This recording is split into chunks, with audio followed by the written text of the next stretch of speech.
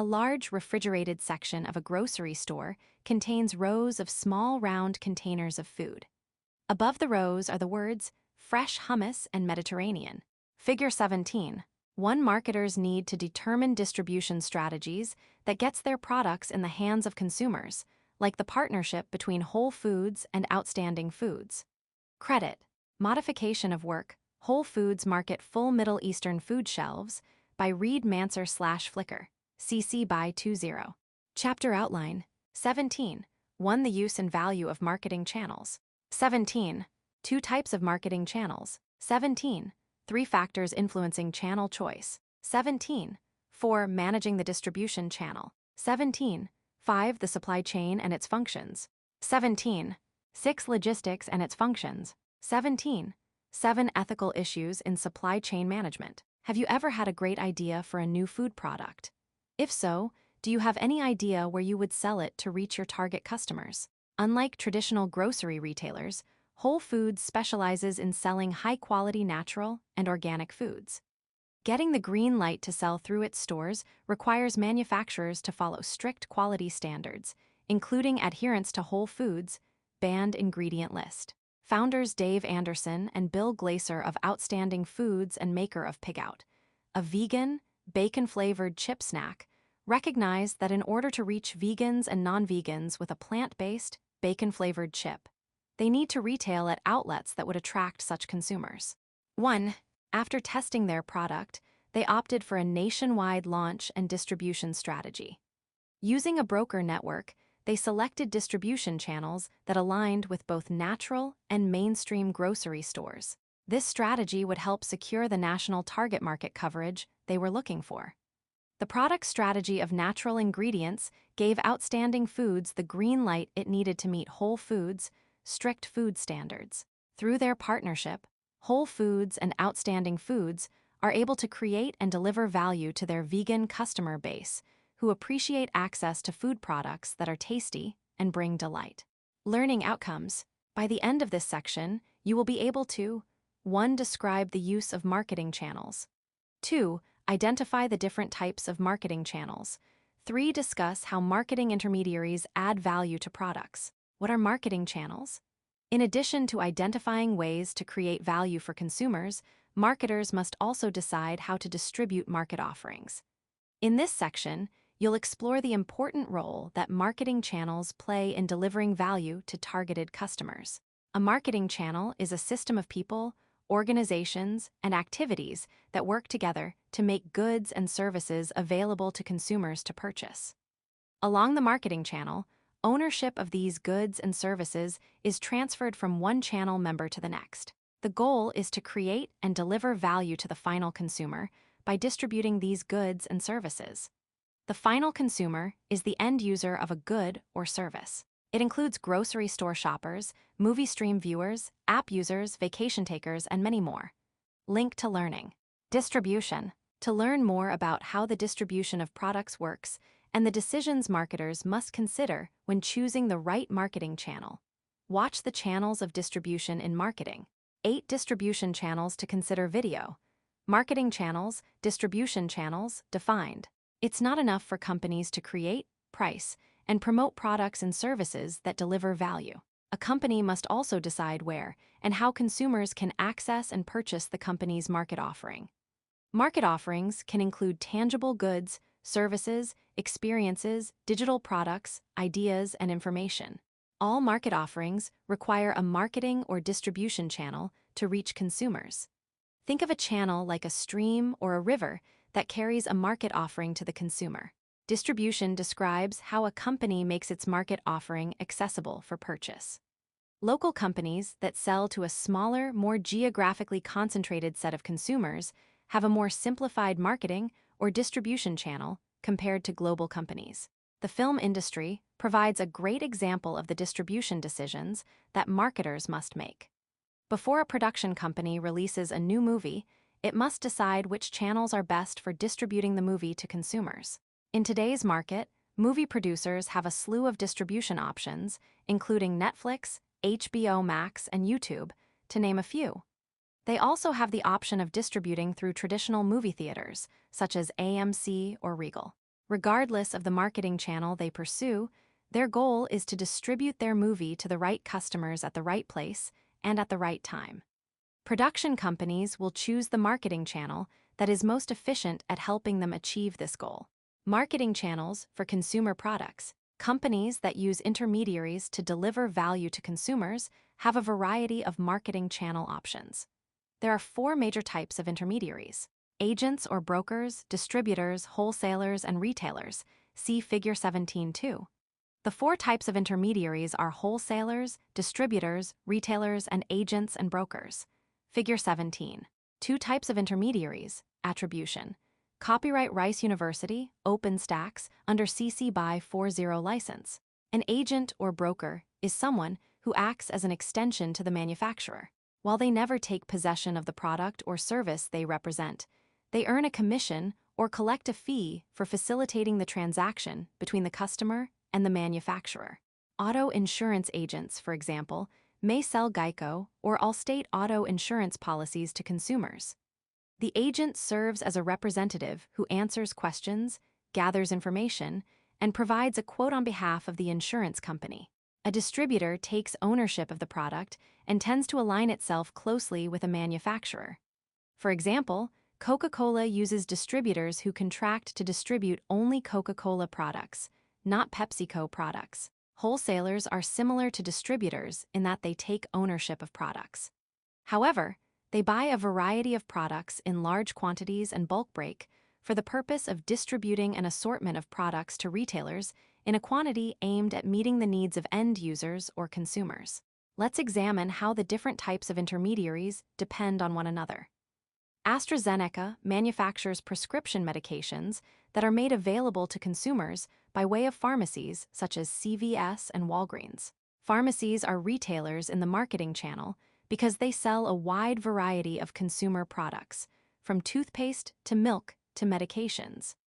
Before AstraZeneca's medications reach retail pharmacies, they are purchased in bulk by wholesalers who partner directly with AstraZeneca.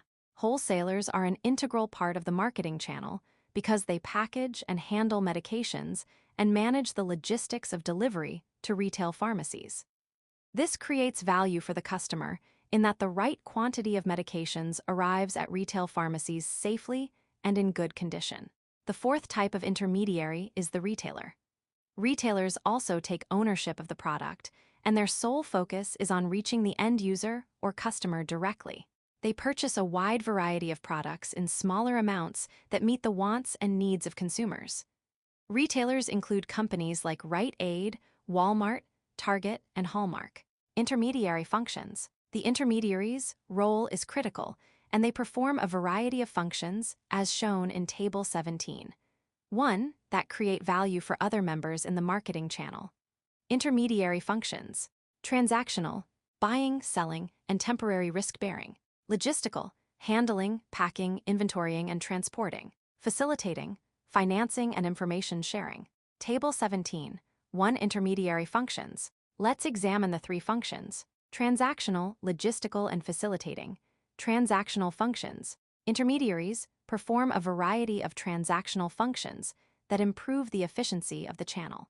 Transactional functions involve the buying, selling, and risk-bearing that accompany the movement of products along the marketing channel. Companies share the risk of ownership by temporarily possessing products before selling them to another channel member. Imagine if a small bakery made the best oatmeal raisin cookies and decided to distribute them to consumers using local restaurants in the city. The bakery sells to the restaurant, who then sells to the customer. Temporary risk sharing, in this scenario, means that at first the bakery assumes the risk in the making, storing, and transporting of the cookies. But that risk transfers to the restaurant once the restaurant buys the cookies. The restaurant then assumes ownership and responsibility for selling the cookies, which may involve placing them someplace customers can see them. The transactional functions of buying, selling, and risk-bearing help add value in the marketing channel because the system allows for channel members to work together to move a product offering to consumers in an efficient and effective way. Logistical functions. In addition to transactional functions, intermediaries also perform logistical functions, which involve handling, packing, inventorying, transporting, warehousing, and ensuring the security of products as they make their way to the customer. In the earlier bakery example, the bakery must ensure the cookies are fresh and tasty in order to continue supplying restaurants with a product that consumers desire. In order to ensure that cookies meet the wants and needs of customers, both the bakery and the restaurant must ensure the product is handled safely in the marketing channel. That might mean selecting a trucking company that secures the cookies during transport to restaurants as well as packaging them so that freshness is sealed and quality is maintained.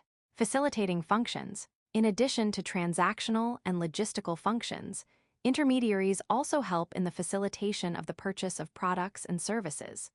Facilitating functions involve activities such as financing and sharing information with members of the marketing channel. Intermediaries may provide financing to one another and to the end user to help move the product along the channel. Financing involves one channel member allowing another channel member to pay over time. In the bakery example, pretend that the restaurant purchases $12,000 in cookies each year. Instead of the bakery requiring the restaurant to pay for the order in full at the beginning of each year, it allows the restaurant to pay $1,000 a month over a 12-month period. This benefits the restaurant in that a large amount of capital isn't tied up in its cookie order payment, but instead is spread out over time. While some companies require payment in full, others permit payment installments over time. The terms of payment are explicitly stated at the start of the buying and selling relationship between companies. Intermediaries also share information that can be used to improve marketing decisions. Intermediaries often share key data such as consumer feedback on a product or service, the shopping behavior surrounding that product or service, and historical purchase trends. The facilitating functions that intermediaries perform ultimately help marketing channel members make better distribution decisions, and, in some cases, financially support the movement of these products and services in the name of delivering value to customers. How intermediaries add value to customers. Intermediaries play a critical role in adding value to customers. They specialize in aspects of distribution that manufacturers don't wish to specialize in. They create efficiencies in the marketing channel by reducing transactions, sharing important information among partners, and matching the right quantity of the right product to customer demand. While manufacturers focus on creating value for customers, intermediaries focus on delivering that value. Dove manufactures millions of units of body wash, bar soap, dry spray antiperspirant, and hair products. In turn, it sells large quantities of these products to wholesalers, who, after buying in bulk, break these large quantities down into smaller assortments that are then sold to retailers. This allows consumers to buy a variety of products in smaller amounts. They can visit a Target, a CVS, or the Amazon website and purchase 3 bars of soap, 1 bottle of shampoo, and 1 bottle of conditioner. Without intermediaries, customers would need to buy directly from every manufacturer producing the desired product.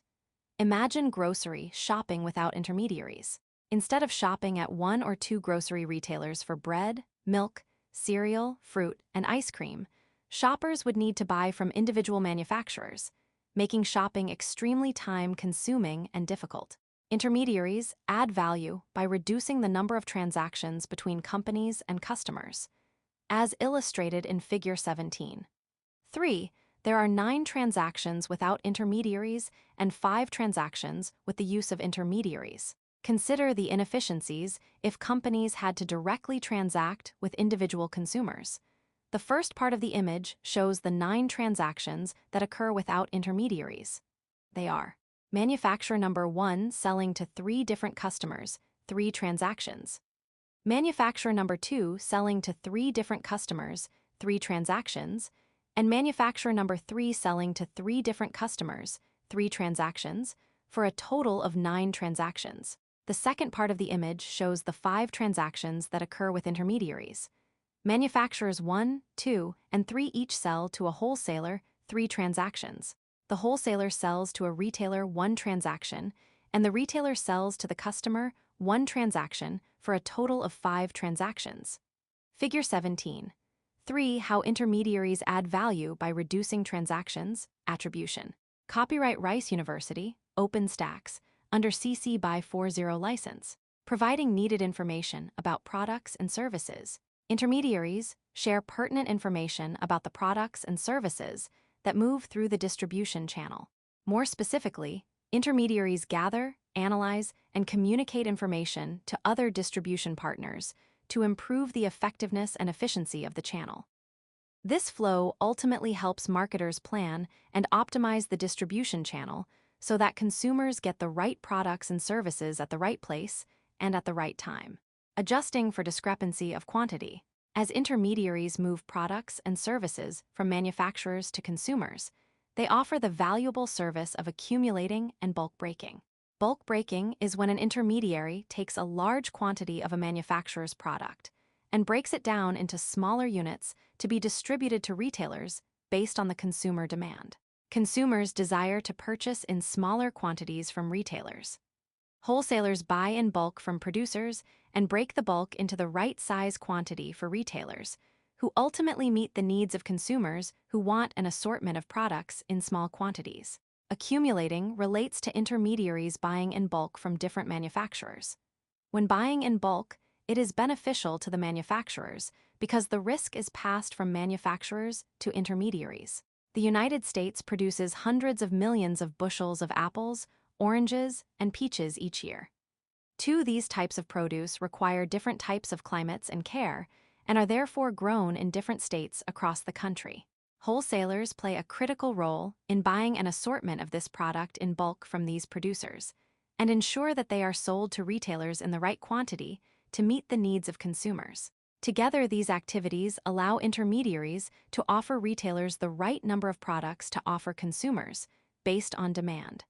Adjusting for discrepancy of assortment. Intermediaries also add value by adjusting for the discrepancies of assortment between the manufacturer and the consumer. Discrepancy of assortment is the difference between the variety of products that a manufacturer produces and the variety that consumers want to purchase. Adjusting for discrepancy of assortment occurs when an intermediary buys from manufacturers, then regroups products into different assortments based on what consumers are demanding from retailers. While manufacturers generally produce large quantities of one or a few types of products, consumers demand small quantities of an assortment of products. For example, when visiting the grocery store, consumers demand an array of different products in small quantities. Depending on the size of their household, consumers are generally shopping to meet the needs of one or a few people. Therefore, they value the ability to buy a variety of products in smaller quantities. Intermediaries mitigate these differences by matching supply assortment to demand assortment, providing credit to customers. Intermediaries also provide credit to customers. Consumers can hardly check out at a cash register without being asked if they would like to sign up for a credit card. By extending credit to customers, retailers from Dick's Sporting Goods to furniture retailer Wayfair give customers the chance to spend now and pay over a period of time with interest. While providing credit to customers is often accompanied by special email offers and direct mail coupon codes, the corresponding interest rates are often high. Nevertheless, providing credit to customers can create brand loyalty and provide retailers with insight into consumer purchases. 3. Careers in marketing. Distribution management. Distribution managers determine when, where, and how much of a product is distributed. Learn more about the job role and what it entails in this video. Michigan State University provides insightful information on this career, including a sample job description, roles and responsibilities, salary, education, and training. When looking at your skill development and what you may need in order to obtain a job, check out ZipRecruiter's website. It indicates that while there are several skills needed in this job role, compliance and customer service are the most common. Read more about the needed skills on the ZipRecruiter website. Knowledge check. It's time to check your knowledge on the concepts presented in this section. Refer to the answer key at the end of the book for feedback. 1. AN is a group of people, organizations, processes, and activities that work together to deliver products and services to the consumer. Wholesaler, manufacturer, intermediary, marketing channel. 2. AN is someone who acts as an extension of the manufacturer.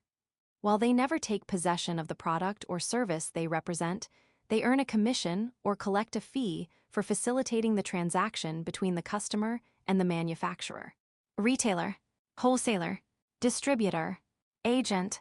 3. Without intermediaries, the number of transactions between the total number of manufacturers and the total number of consumers would decrease, stay the same, increase, decrease temporarily. 4. What do intermediaries do to add value in the marketing channel?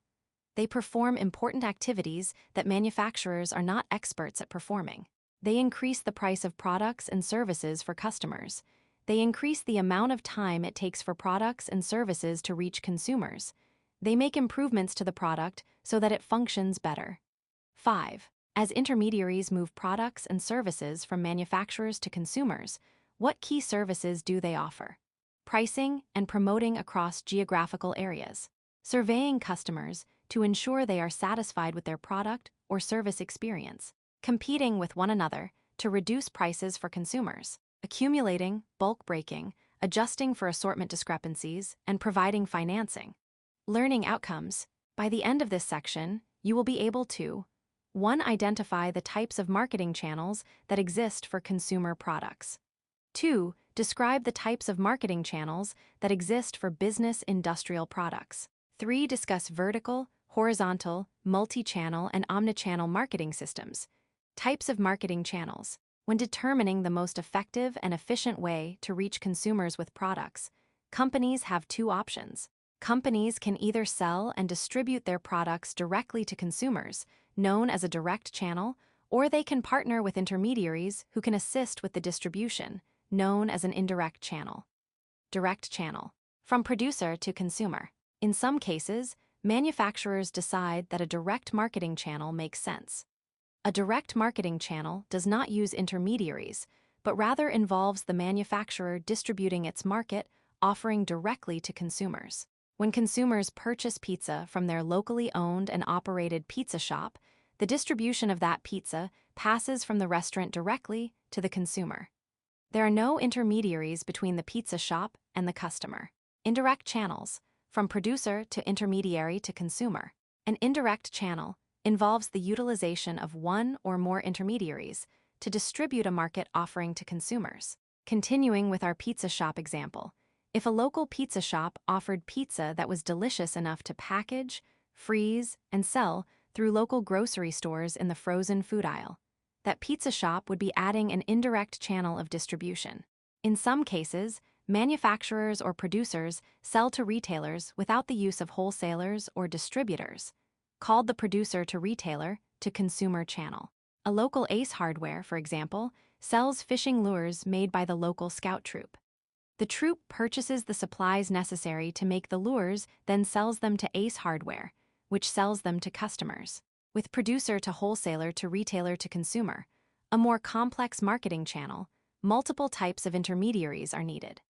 Procter & Gamble, the maker of Crest, Gillette, and Pampers, relies on an intricate network of intermediaries composed of wholesalers and retailers that work interdependently to ensure the right mix and quantity of products reach consumers. Consider all the places a consumer can purchase Procter & Gamble products all over the world. For some industries, the distribution network is complex, and agents represent the manufacturer in marketing channel negotiations. Health insurance agents, for example, represent major insurance carriers such as Aetna and Blue Cross by providing consumers with information about health plans in their state. In these situations, the agent does not take ownership of the product like other intermediaries, but rather is paid a fee by the insurance carrier. For companies with a diverse product category that spans the globe, indirect channels of distribution make the most sense. Procter & Gamble sells hundreds of different products across many product categories worldwide. Indirect channels are necessary in such cases.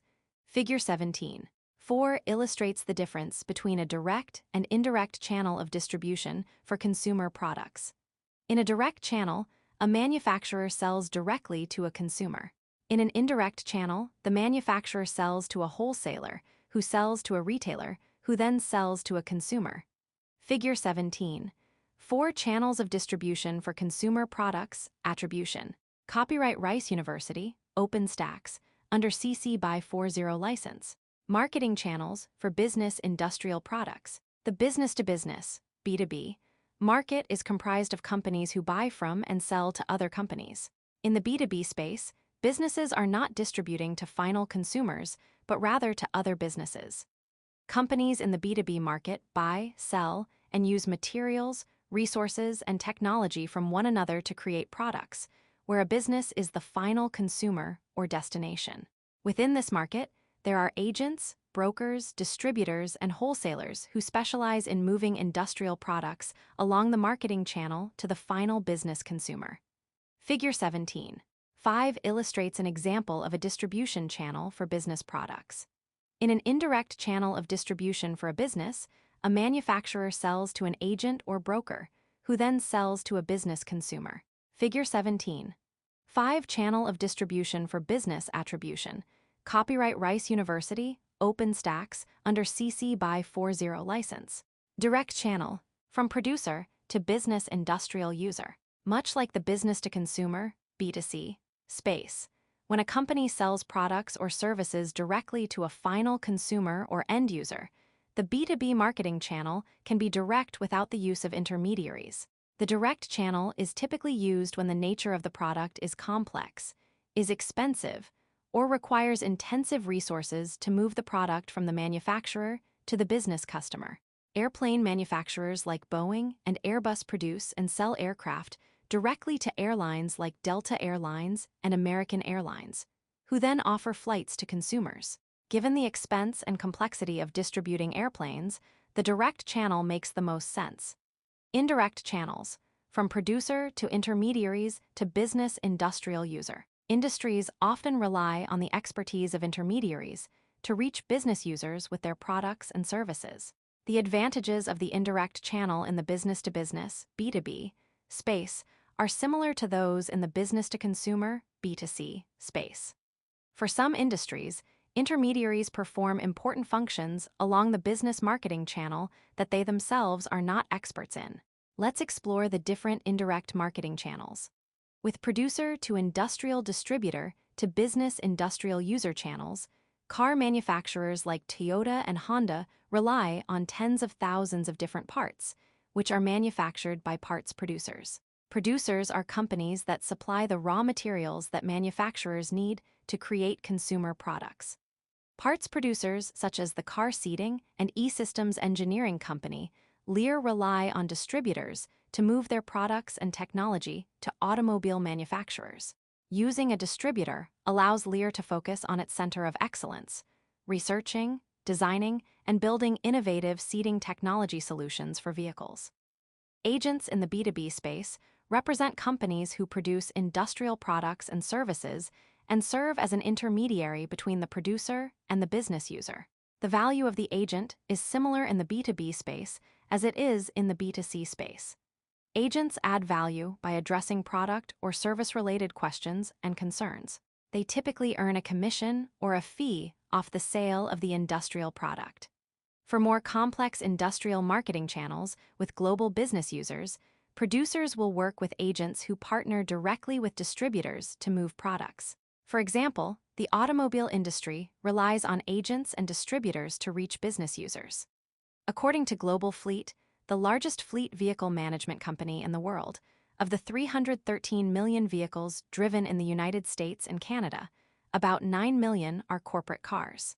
4-Element Fleet Management, based out of Toronto, Ontario, manages corporate vehicle fleets across the United States, Canada, and Mexico. Companies whose operations reach global markets typically rely on a much more complex channel that involves multiple layers of intermediaries to distribute products and services to business customers. Other marketing systems, manufacturers or producers, along with their intermediary channel partners, work in a system to move products and services to consumers. There are 4 major system types: a vertical marketing system, a horizontal marketing system, a multi-channel marketing system, and an omnichannel marketing system. We'll explore each of these systems next. Vertical marketing system. A vertical marketing system, VMS, is a system in which companies in the marketing channel work together in a coordinated, collaborative, and customer-centric way. Unlike conventional systems, Vertical marketing systems are less concerned with their profit margins and have a laser-like focus on working together to deliver value to consumers. A VMS is unique in that all members of the marketing channel work as one unified group. Producers, wholesalers, and distributors share the common goal of creating and delivering value to consumers. In contrast, a conventional system is one in which each intermediary works as a distinct company, each trying to maximize profits at the expense of other channel members. VMS has grown in popularity over the conventional system because it results in fewer channel conflicts and increased customer value. Link to learning. Marketing systems. To learn more about how marketing systems work, check out these videos. What is a channel system? What is a vertical marketing system? In Figure 17. 6. Observe the structural differences between the conventional marketing system, Part A, and the vertical marketing system, Part B. In the conventional model, the manufacturer sells to wholesalers, who then sell to retailers, who then sell to consumers. In the vertical marketing system, channel members are working together as strategic partners to distribute products to consumers. The conventional marketing system is shown as a horizontal line, with right-pointing arrows connecting the different parts. Starting on the left, those parts are producer, wholesaler, retailer, and consumer. The vertical marketing system is shown as an inverted pyramid. At the top is producer and wholesaler. Centered below those parts is retailer. An arrow points down from retailer to consumer. Figure 17. 6 structural differences between conventional and vertical marketing systems. Attribution. Copyright Rice University, OpenStax, under CC by 40 license. There are 3 types of vertical marketing systems: corporate, administered, and contractual. See Figure 17.7. In a corporate VMS, one member of the distribution channel owns the other members. For example, Walmart manufactures its own private label brand of beauty and health products under the name Equate. Walmart not only controls the manufacturing of products under the brand, but also owns and operates the wholesaler that distributes Equate-branded products to Walmart stores all over the world. Walmart reduces risk by owning and thus controlling the various channel members in its VMS. The corporate VMS approach allows for a unified system of creating and delivering customer value. In an administered VMS, there is no ownership of channel members. However, there is one member who is large and powerful enough to coordinate and manage the distribution activities of other channels' members. For example, Procter & Gamble manufactures 65 brands in over 10 product categories. Given its size and power, it requires a high level of cooperation among wholesalers and retailers. In a contractual VMS, there are independent companies that have joined together by contract for a mutually beneficial purpose. Each company operates independently of the others, but integrates its activities to achieve its goals. An example of a contractual VMS is a franchise organization, such as Chipotle or McDonald's, in which the companies contract with a wholesaler to distribute products to the franchisees. The 3 types of vertical marketing systems are corporate, administered, and contractual. Figure 17. 7 types of vertical marketing systems. Attribution. Copyright Rice University, OpenStax, under CC by 40 license. Horizontal marketing system. In a horizontal marketing system, unrelated companies partner to offer products and services in a shared space. For example, J.Crew and New Balance have partnered together for the last decade to sell a unique line of New Balance branded sneakers that can only be found on J.Crew's website. In a horizontal system, companies partner to leverage the value they create for customers in a collaborative way. Multi-channel marketing system. A multi-channel distribution system is where a single company sets up multiple distribution channels to reach customers. For example, Nike has brick-and-mortar stores across major cities. Customers can visit the store, try on shoes and apparel, and make a purchase. In addition to physical stores, Nike also distributes its shoes and apparel through its online store Nike.com, through e-tailers like Amazon.com, and through other brick-and-mortar stores like Kohl's and Foot Locker. Omnichannel marketing system. An omnichannel marketing system is a multi-channel approach whereby companies give consumers a variety of ways to purchase, receive, and return products. For example, in addition to purchasing products online and in store, Dick's Sporting Goods offers customers a variety of options for receiving a product. Consumers can buy online and pick up in store. They can also buy online from one of the store's kiosks and have it delivered to their home or some other location. Omnichannel marketing systems are designed to offer consumers a seamless buying experience, which further creates and delivers value. Link to learning. Omnichannel. To learn more about an omnichannel marketing system, check out these videos. TED Talk, Omnichannel, Retail Our Evolution. Teradata, Omnichannel Retailing. Knowledge check. It's time to check your knowledge on the concepts presented in this section. Refer to the answer key at the end of the book for feedback. 1. An marketing channel does not use intermediaries, but rather involves the manufacturer distributing its market, offering directly to consumers. Indirect. Direct. Omnichannel. Multi-channel. 2. An marketing channel partners with intermediaries including distributors, wholesalers, agents, or retailers to sell and distribute its products. Omnichannel. Indirect. Multi-channel. Vertical channel. 3.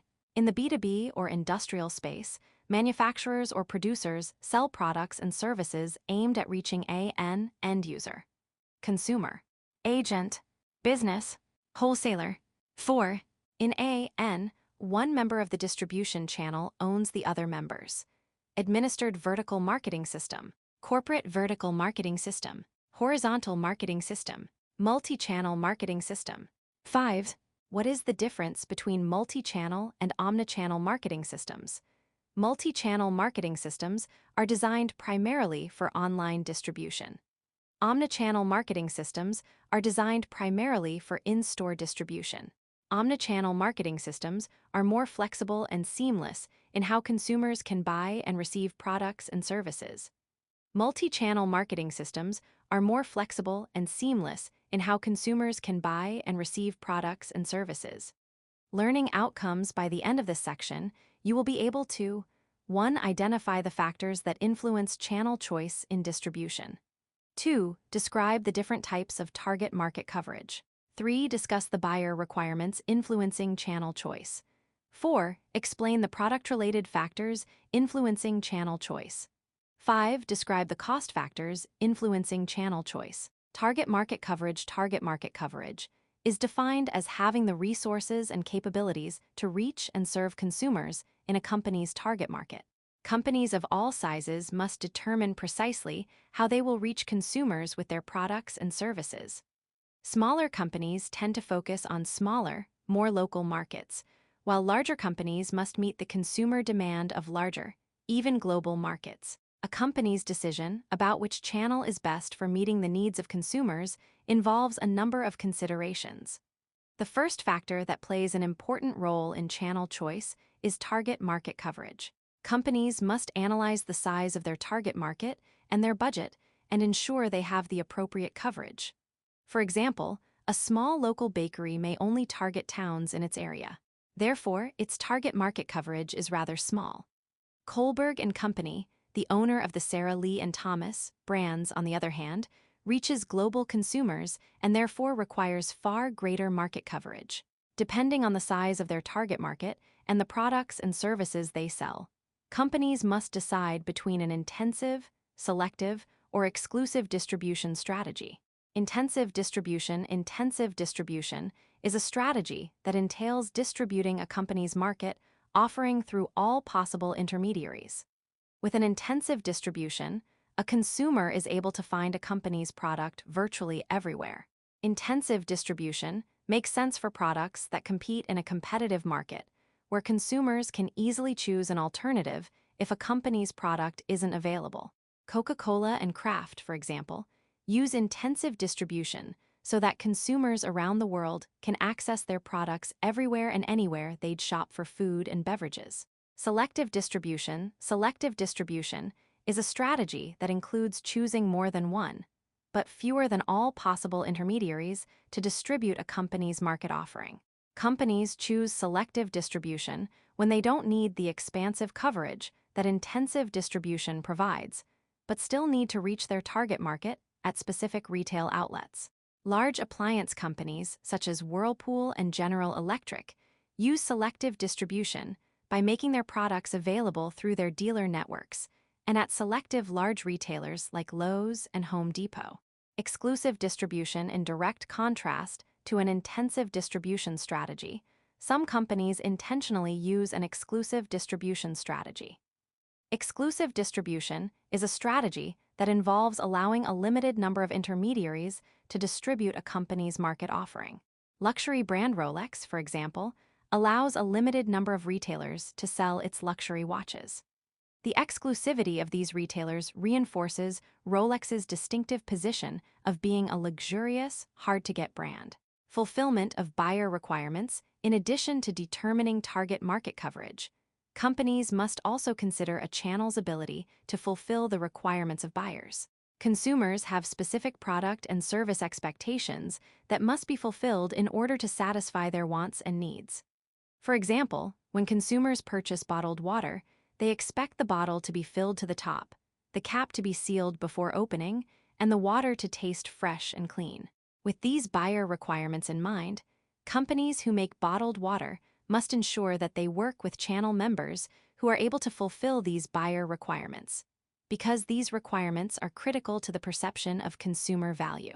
Information companies who recognize that buyers require information to make a decision between competing products may work with channel members who can provide these services. Consumers with limited knowledge of a product, for example, may be more likely to purchase that product after an in-store demonstration, for example.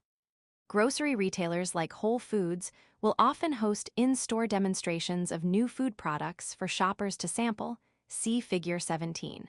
8. Providing this service makes Whole Foods a desirable channel partner for startup food brands looking to break into a highly competitive market.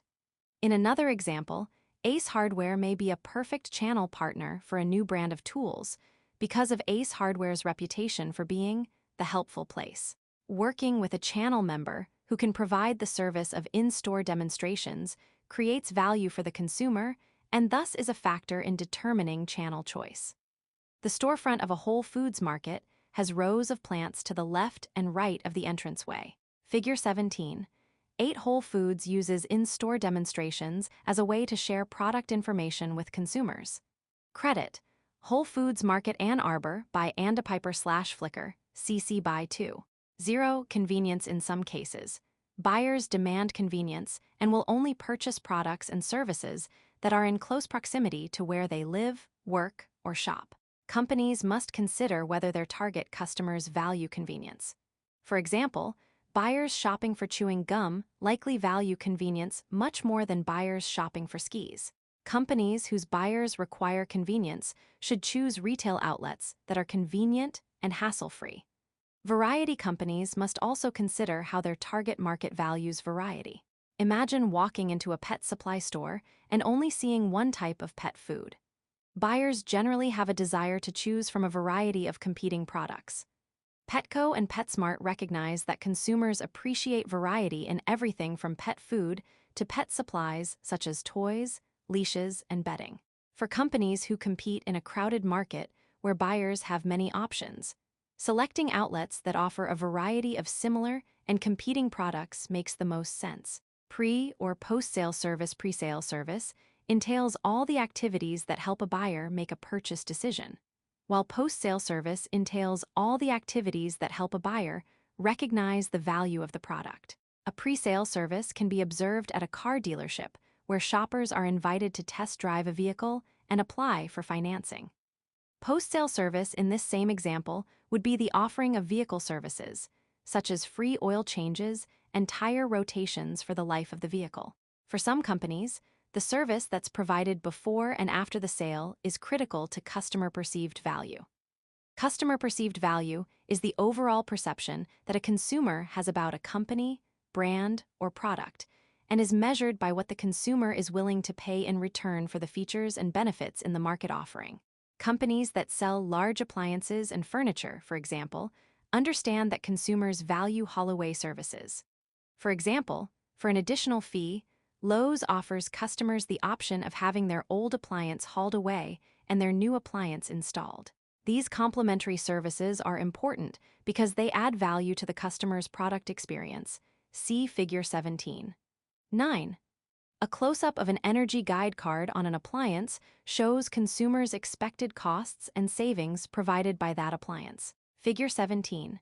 9 Lowe's Appliance Haul-Away Program provides a post-sales service as a value-add item to influence potential consumers. Credit. Show Me Green Tax by Rachel Gleason /Commu News /Flickr, CC by 2. 0. Product-related factors. In addition to target market coverage and requirements of the buyer, there are product-related factors that can influence channel decisions. Product-related factors include things like unit value, perishability, and the bulk and weight of a product. These factors can influence the distribution decisions that companies make. See Figure 17. 10. Product-related factors include unit value, bulk and weight, perishability, standardization, technical nature, and life cycle stage. Figure 17. 10. Product-related factors, attribution. Copyright Rice University, OpenStax, under CC by 40 license. Unit value. A product's unit value, or the price that a company charges for one unit or item, can influence channel length decisions. Channel length relates to the number of intermediaries in the marketing channel. For example, products with high unit values, such as cars, boats, and airplanes, will have a much shorter distribution channel than non-perishable products, such as crackers, bandages, and tissues, which have a low unit value. Because of the complexities and costs of moving heavy or awkward products, companies seek a shorter distribution channel to mitigate these factors. There are companies that specialize in moving more expensive and complex products. Perishability relates to the likelihood that a product will spoil, decay, or expire if not used in a timely manner. A product's perishability also influences channel decisions. For example, orange juice maker Tropicana's marketing channel looks much different than Nabisco's Ritz Crackers channel. Because orange juice must be kept cold throughout the distribution process, Tropicana makes channel decisions that allow it to protect the integrity of the product throughout the distribution process. Working with channel partners who are experts at storing, handling, and moving perishable products is one of the most important factors for companies who manufacture perishable products. Alongside unit value, perishability can also influence channel length. Companies marketing perishable goods such as milk, cheese, and meat products require a shorter distribution channel because these products have a limited shelf life. Bulk and weight. Much like a product's unit value, the bulk and weight of a product influence channel length. The bulk and weight of a product is the density and heaviness of one unit of product. Companies that sell larger and heavier items are more likely to use a direct or short distribution channel to avoid issues that arise when too many intermediaries handle a product. For example, because hot tubs or personal spas are bulky and heavy, they are more prone to product damage during distribution. Furthermore, there are typically fewer intermediaries between the manufacturer and the customer in order to mitigate the high costs associated with distributing hot tubs. 5. Standardization. The standardization of a product also impacts channel decisions. Products that are standardized have no differences in how they are manufactured. Standardized products are uniform and consistent. Agricultural products, such as grain and corn, are standardized. Consumers are unable to tell the difference between these products because of their standardization. Standardized products have a longer channel length than customized products. Customized products are adapted depending on the customer's needs. They typically require a shorter distribution channel. Companies must consider the impact of standardization before making channel decisions. Technical nature of a product. Products sold in the tech space are typically more complex and often require an onboarding process. For example, the customer relationship management firm Salesforce offers companies a cloud-based application that allows it to manage millions of contacts or people as they move along the sales cycle from lead to prospect to customer. Products with a technical component often have a short channel length, meaning there is no intermediary between the company and the business consumer. They are distributed directly to business consumers, or B2B, because of the onboarding, implementation, training, support, and maintenance aspects of the product. Companies that use Salesforce have access to a customer relationship management expert who ensures that the program is being used and managed effectively in order for the customer to get the most out of the product. Product lifecycle stage. A product's lifecycle stage may also impact channel decisions. Product lifecycle refers to the various stages that a product goes through from its introduction phase to its growth and maturity phase, and in some cases to its decline phase. For example, during the introduction phase of a product's life cycle, where profits and consumer knowledge of a product are low, companies may make more conservative channel decisions. As the product enters the growth stage, companies may expand distribution to meet consumer demand. As the product enters the maturity stage and ultimately the decline state, a company must ensure that its distribution strategy aligns with its changing consumer demand. Profitability. The profitability of a channel can also influence channel decisions. Profitability relates to the amount of money that stands to be gained after a company pays its expenses. A simple way to calculate profitability is to subtract these expenses from the revenue generated. Companies must evaluate not just the revenue generated by working with channel partners, but also the channel members' ability to operate profitably. Channels that are not able to manage distribution costs effectively are less attractive for companies seeking to earn a profit. Companies ultimately have an obligation to be profitable, and choosing channel partners that help them achieve their overarching goals is more desirable than those who cannot. Knowledge check. It's time to check your knowledge on the concepts presented in this section. Refer to the answer key at the end of the book for feedback. 1. Which of the following overarching factors can impact channel choice in the distribution of products and services? Target market coverage, fulfillment of buyer requirements, and profitability. Intensive, selective, and exclusive distribution, the technical nature of the product, and its fixed and variable costs. The profitability of the channel and its members' abilities to meet consumer needs too. ABC Toys desires to distribute products across global markets. It is likely using what type of distribution strategy? Exclusive, selective, unlimited, intensive. 3. Total Appliance offers buyers installation services for refrigerators, dishwashers, washers, and dryers for $50. In addition, it also offers buyers a free annual tune-up of any major appliance purchased through its retail outlet. Which buyer requirement does Total Appliance fulfill? Variety, post-sale service, pre-sale service, convenience. 4. Milky Ice markets ice cream products through grocery retailers in the United States. Which of the following product-related factors would have the biggest impact on Milky Ice's channel choice? Standardization, bulk, and weight, perishability unit, value. 5. Which overarching factor involves analyzing the revenues and costs associated with a channel? Unit value, fixed costs, variable costs, profitability.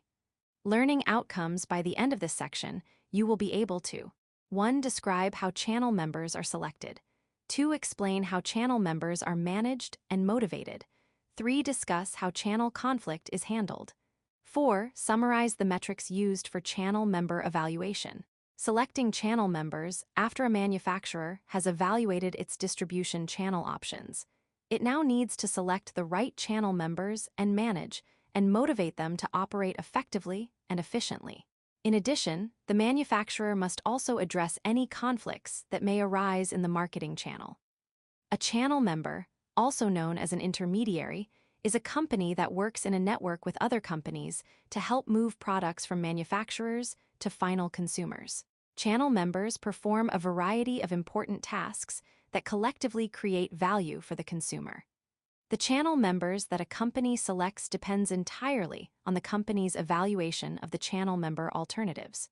Manufacturers should examine each channel member's years in business and experience carrying product lines. They should also evaluate each member's reputation and its profitability. Pet Vivo, maker of biomedical devices for pets, selected Vetcove to distribute a device for pets with osteoporosis. Because Pet Vivo needed to reach veterinary hospitals and clinics across all 50 states, Vetcove was the right choice because of its experience serving over 13,000 veterinary hospitals and clinics. Its expertise and reputation were attractive characteristics for Pet Vivo.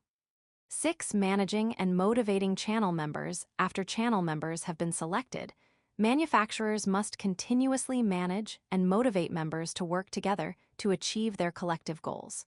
It's similar to a partnership or relationship where companies depend on one another to marshal the product along the marketing channel. The qualities of an effective channel relationship include collaboration, transparency, and cohesion. When members work together toward a common goal of delivering value to the consumer, the channel is more effective.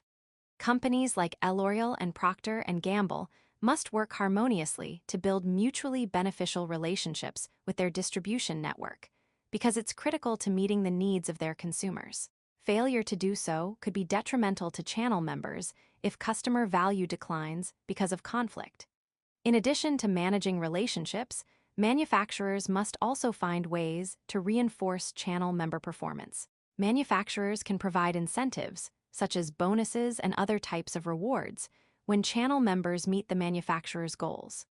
In addition to incentives, manufacturers can also listen to and support channel members by providing them with helpful sales materials, product samples, and the right messaging.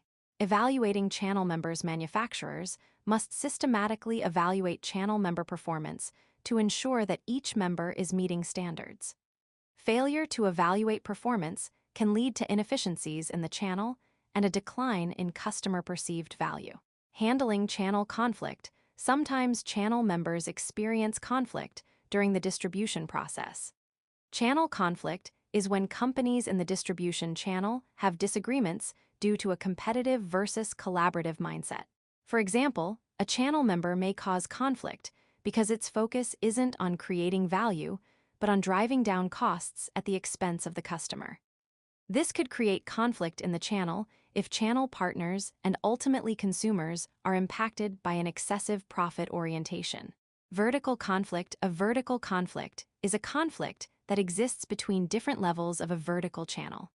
When the goals of manufacturers, wholesalers, and retailers aren't aligned in the marketing channel, the customer will ultimately suffer, either by paying more for a product or experiencing a product shortage. Disintermediation is the process of removing an intermediary from a marketing channel. It occurs when manufacturers have discovered an opportunity to sell directly to end users or final consumers. It can also occur if a manufacturer pivots from its traditional distribution strategy to something completely different. In a classic example, the birth of Apple iTunes essentially put traditional outlets for purchasing music out of business. In another example, traditional movie theaters are experiencing disintermediation as streaming services like Netflix and HBO Max are releasing new films that 10 years ago would have been released only in theaters. Horizontal conflict. A horizontal conflict is when there is disagreement among firms at the same level in the marketing channel. For example, Holiday Inn has a variety of locations in New York City.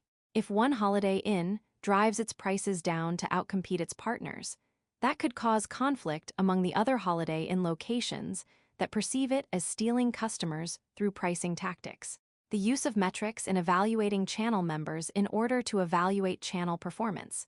Companies use key metrics including inventory turnover rate, order accuracy rate, time to ship, total units in storage, and percentage of on-time shipments. By monitoring these metrics, companies can assess their performance and make adjustments as needed. Figure 17. 11 presents key metrics used in evaluating channel member performance. Let's look at each of these more closely. Key metrics of performance include order accuracy rate, inventory turnover rate, time to ship, total units in storage, total number of orders, and percentage of on-time shipments. Figure 17. 11 performance metrics. Attribution. Copyright Rice University, OpenStax, under CC by 40 license.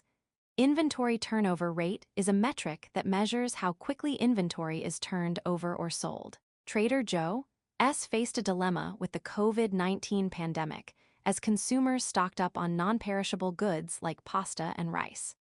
As consumer demand increased, Trader Joe's supply warehouses were virtually empty as they waited for new inventory to come in. When metrics fall outside what a company considers normal or acceptable, it can then make adjustments, such as introduce new products to fill demand, as in the case of Trader Joe's. 7. Order accuracy rate is an important e-commerce metric. It measures the percentage of orders that are processed, fulfilled, and shipped to consumers without any errors. If you've purchased a pair of sneakers and the wrong size arrives at your home, this constitutes order inaccuracy. These errors can be costly to companies, who then need to process, fulfill, and send another order. Time to ship, also known as order cycle time, is the length of time from when a customer places an order to when it reaches them. Amazon has redefined consumer expectations related to shipping. With high expectations that purchased items will arrive quickly, online shoppers say that delivery time influences their purchase decision.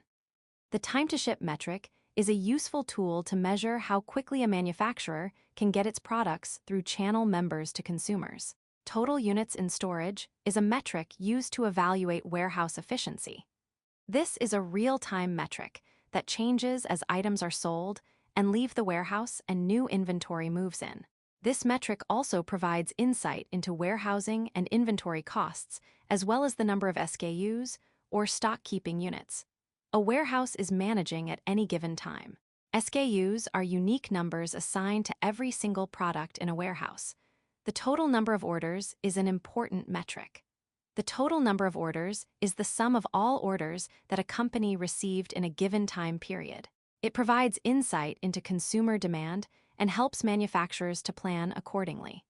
For seasonal products like winter coats and pumpkin-flavored cookies, the total number of orders may fluctuate throughout the year. Evaluating the total number of orders over time helps manufacturers watch for fluctuations and plan accordingly.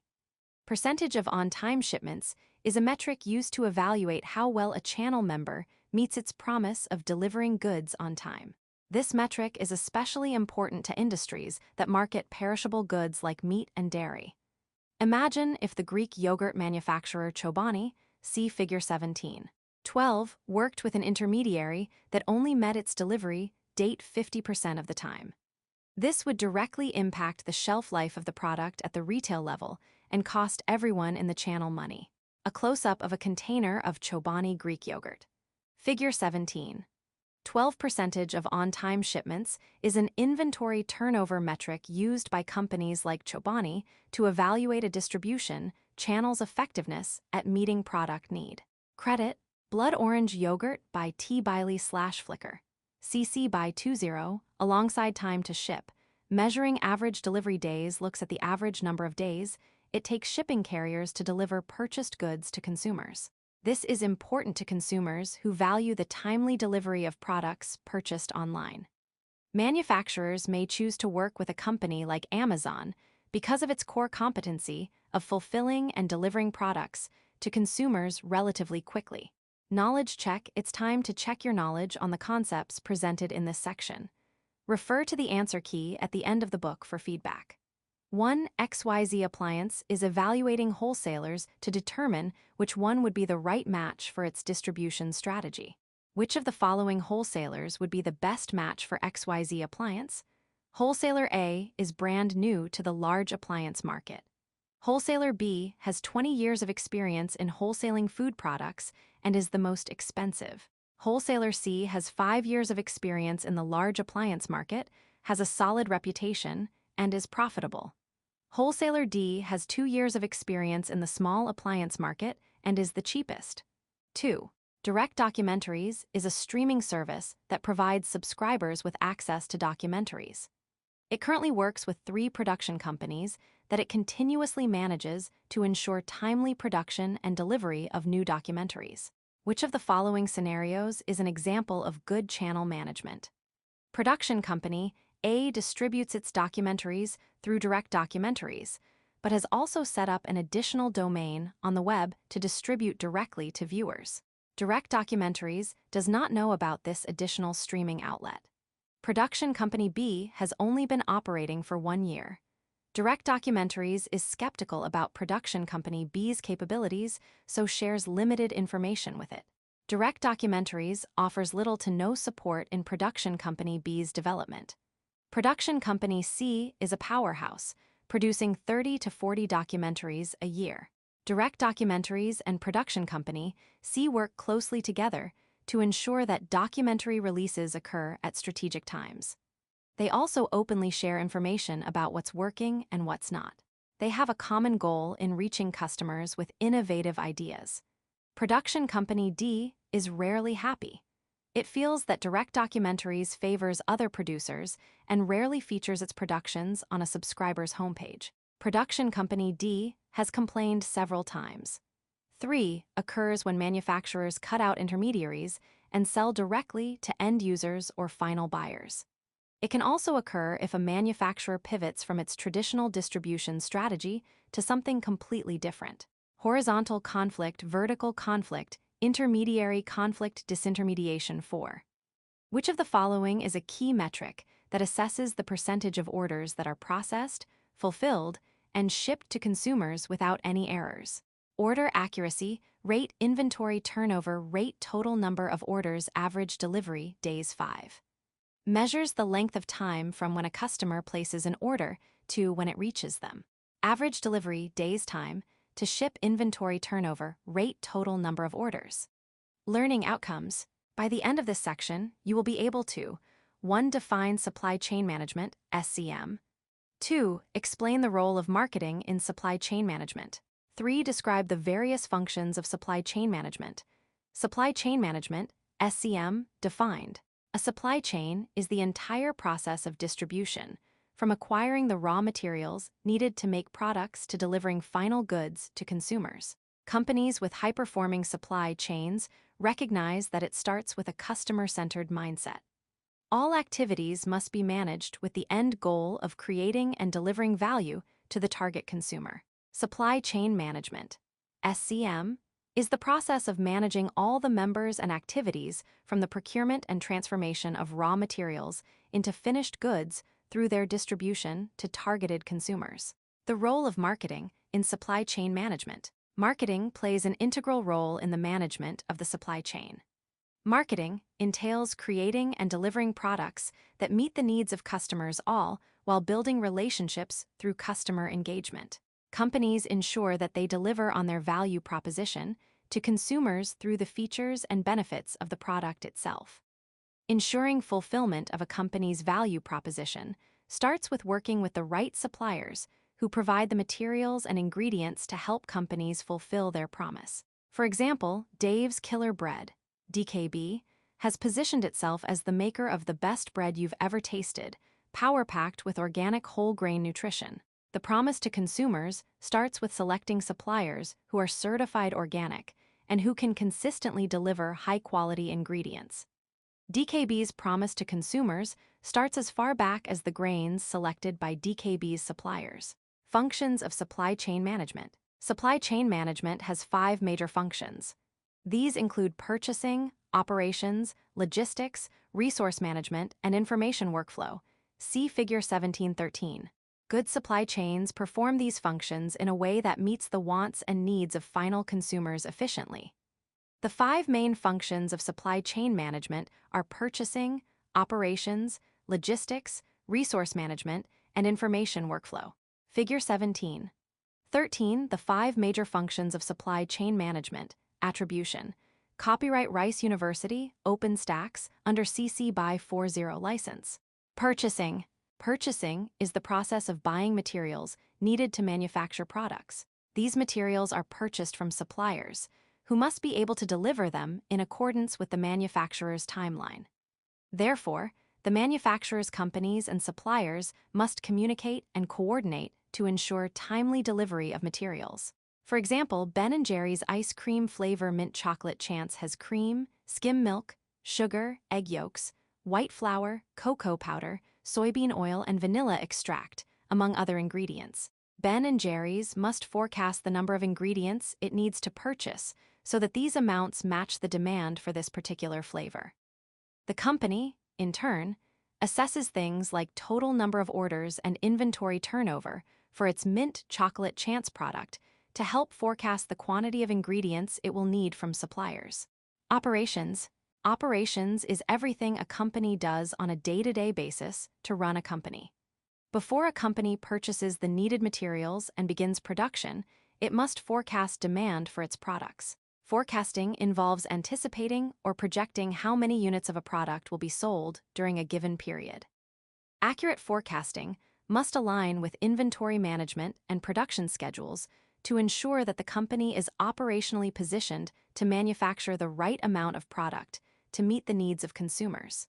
Logistics. Logistics is a function that involves the coordination of all supply chain activities, such as warehousing, inventory management, and transportation. Companies along the supply chain must communicate effectively to ensure that products reach consumers in a timely and efficient way in the precise form that the consumer expects. For example, when consumers eat McDonald's French fries, they expect the fries to taste a certain way. Suppliers and intermediaries along the channel work together to ensure that those expectations are met. Good logistical management helps ensure this. Resource management. Resource management is the planning, organizing, and controlling of resources.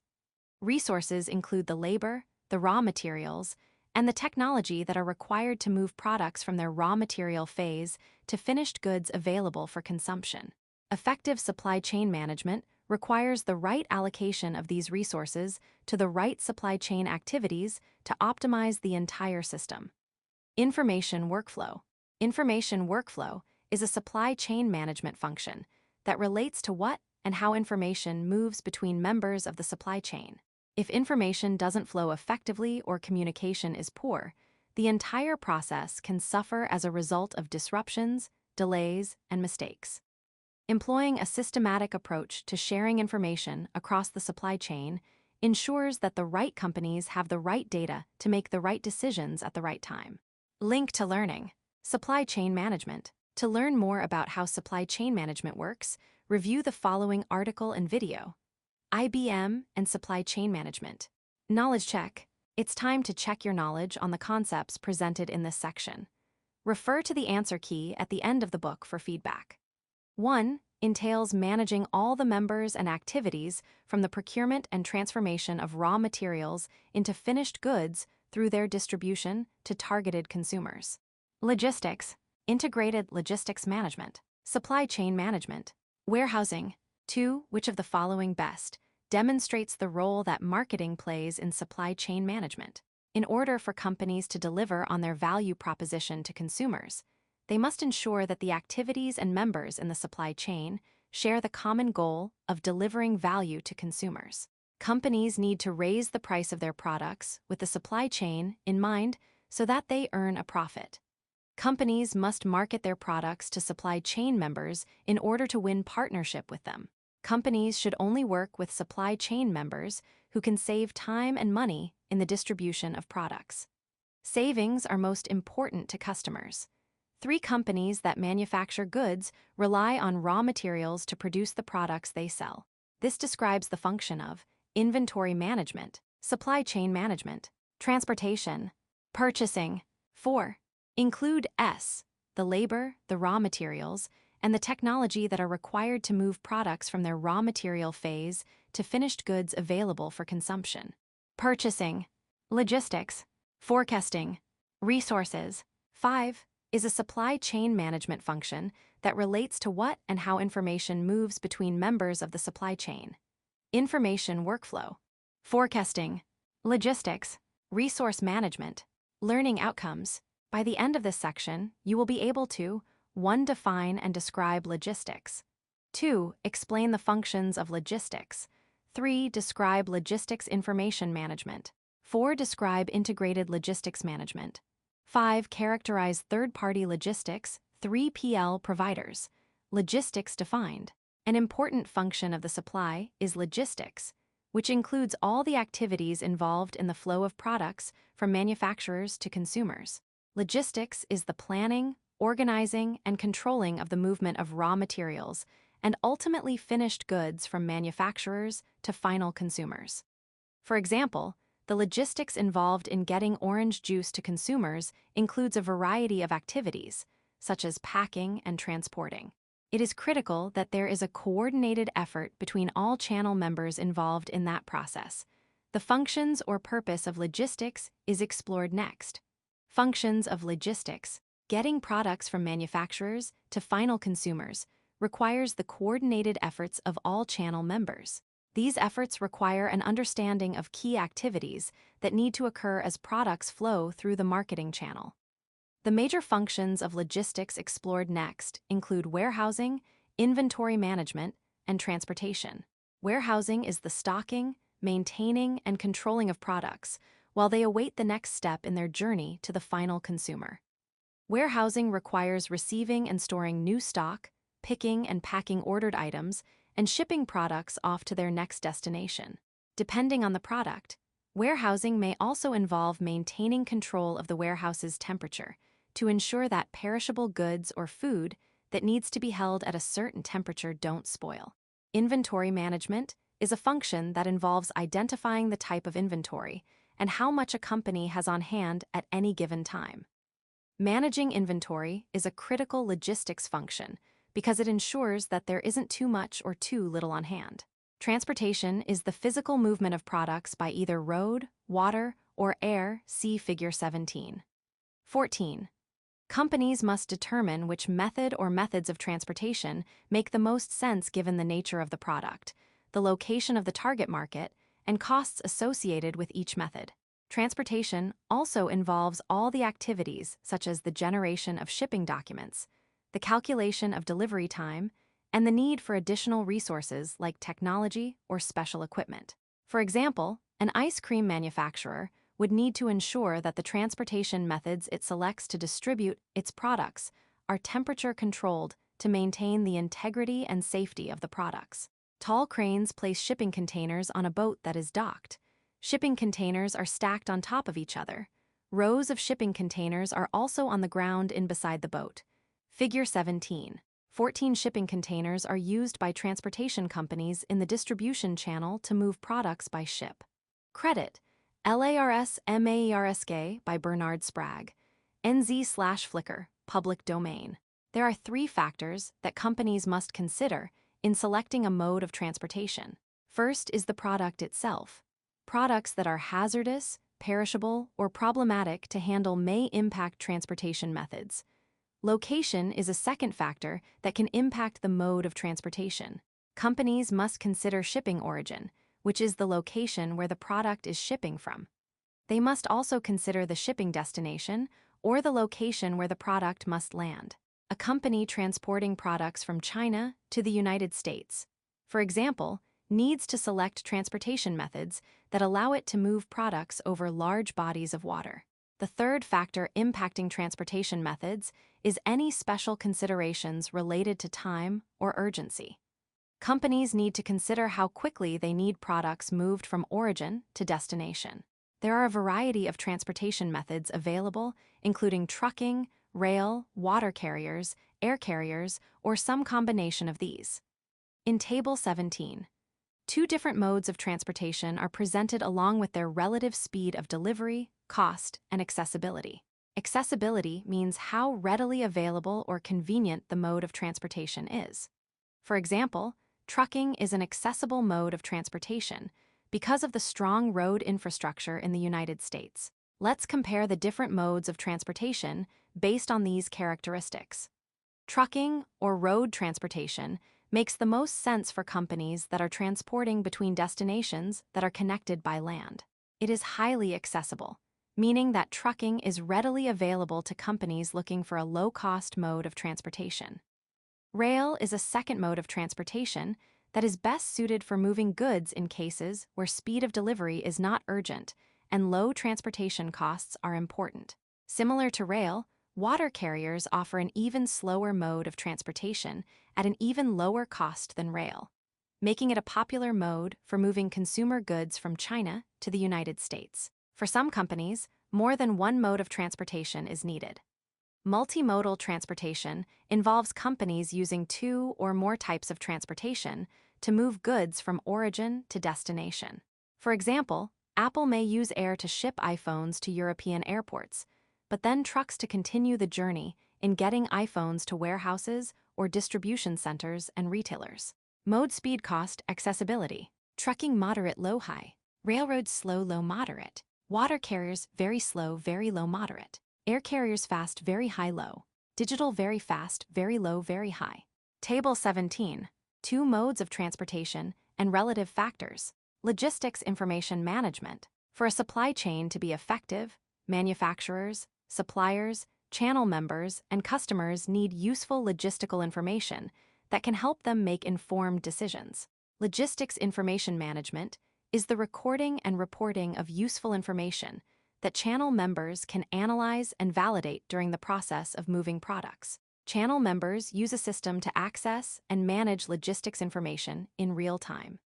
This information allows members to develop demand forecasts, where they predict what and how much consumers will demand in the future, which in turn helps them to make decisions about how much raw materials and other supplies they need to meet consumer demand. Integrated logistics management. Integrated logistics management means that every element of logistics works cohesively to ensure that products flow from manufacturer to final consumer in an efficient and effective way. Companies must first begin by defining the objectives of logistics management. For example, in the procurement and distribution of agricultural products, the supply chain might collectively set objectives that everyone along the chain commits to. They may, for example, set objectives to minimize costs, meet delivery times 95% of the time, and communicate openly and honestly about product availability and product flow in a consistent and systematic way. Or they may strive cohesively to manage inventory more effectively to reduce the possibility of shortage or surplus. Whatever objectives they set for the supply chain, each member strives to integrate its activities and information with the activities and information of other members to ensure cohesive and synergistic handling of products for the ultimate purpose of meeting the wants and needs of the consumer. Third-party logistics, 3PL providers. A third-party logistics provider is a company that is contracted by a channel member to handle one or more of the functional areas of logistics. 3PL providers can be warehouses, distribution centers, or fulfillment centers that have expertise in managing certain logistical activities. The advantages of working with 3PL providers is that logistics is their core competency. It is less expensive to outsource, and they offer flexibility. Owning warehouses and trucking systems requires a great deal of capital. Companies would much rather work with a 3PL provider than assume the financial risk of owning and operating their own transportation and warehousing systems. Imagine if pet food maker Purina had to purchase its own warehousing and trucking business to store and move its goods all over the United States. It would be very costly and require a large capital commitment. In addition, 3PL providers offer the advantage of strategic location. They often market themselves as being located in the precisely right zones that a supply chain needs to reach targeted consumers. The downside of using 3PL providers is the loss of control. Manufacturers are essentially turning over logistics responsibilities to other companies, who assume control of communication and interaction with suppliers. To combat this, manufacturers should continuously analyze performance metrics and communicate with 3PL providers. Knowledge check. It's time to check your knowledge on the concepts presented in this section. Refer to the answer key at the end of the book for feedback. One makes the most sense for companies who need to transport products quickly. Trucking, air transportation, rail transportation, water transportation. 2. Is the planning, organizing, and controlling of the movement of raw materials and ultimately finished goods to end consumers. Supply chain management. Logistics, a marketing channel. Transportation. 3. Which of the following best explains the importance and use of logistics information? Companies use logistics information to sell to other companies that target similar consumers. Companies use logistics information to market additional products to consumers.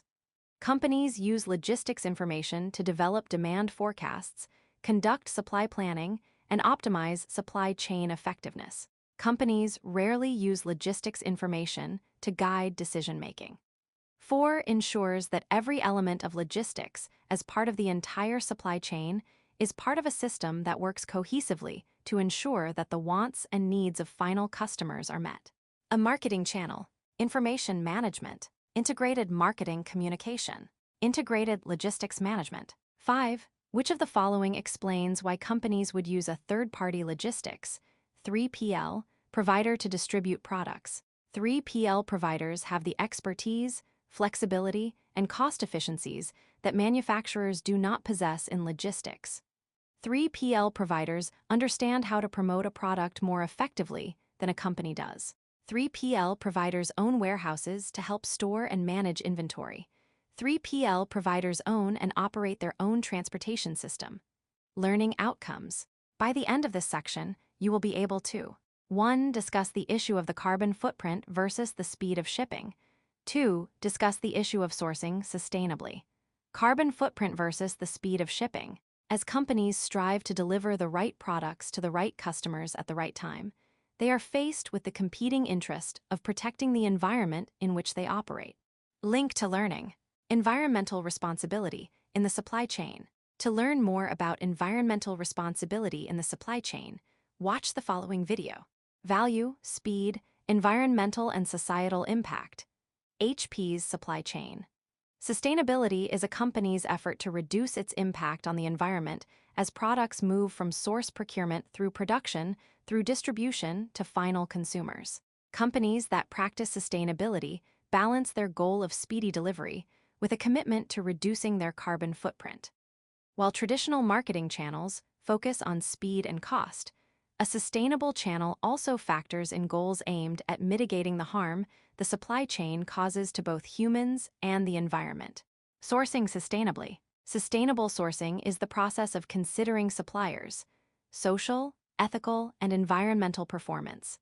The benefits of sourcing sustainably are improved reputation, brand protection, and an opportunity to attract new consumers and reach new markets. When a company claims it sources sustainably, it means that it is both transparent and ethical regarding the raw materials it uses in its products.